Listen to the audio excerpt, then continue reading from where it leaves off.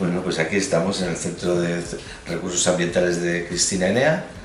En esta zona concreta está ubicada la cicloteca. En realidad es un centro de documentación especializado en la bicicleta, en el más amplio sentido de la palabra, para su uso, para su promoción, para su disfrute y de documentación muy diversa. Es un centro de documentación que está mediante convenio entre la Diputación Foral y Fundación Cristina Enea. Se ha ido construyendo a lo largo del año pasado, un poco del anterior, y conseguimos en este momento tener más de 3.000 documentos.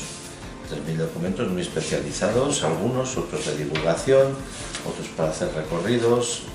Básicamente también hemos contado con la aportación de muchos ayuntamientos de Guipúzcoa que nos han facilitado por los estudios y los trabajos que venían realizando. Bueno, este centro de documentación tiene una parte física, que es la que podemos observar aquí, en la que se pueden tocar y consultar y ver, estudiar, fotocopiar, lo que sea, los documentos existentes.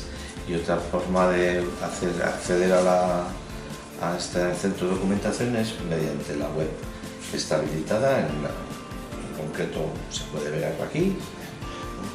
Es la cicloteca, tiene un buscador online.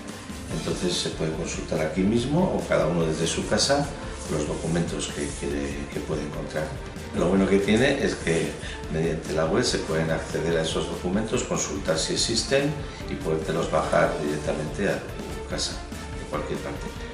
Mira, decir que este centro de documentación, por lo que hemos investigado, es único a nivel mundial o europeo por lo menos.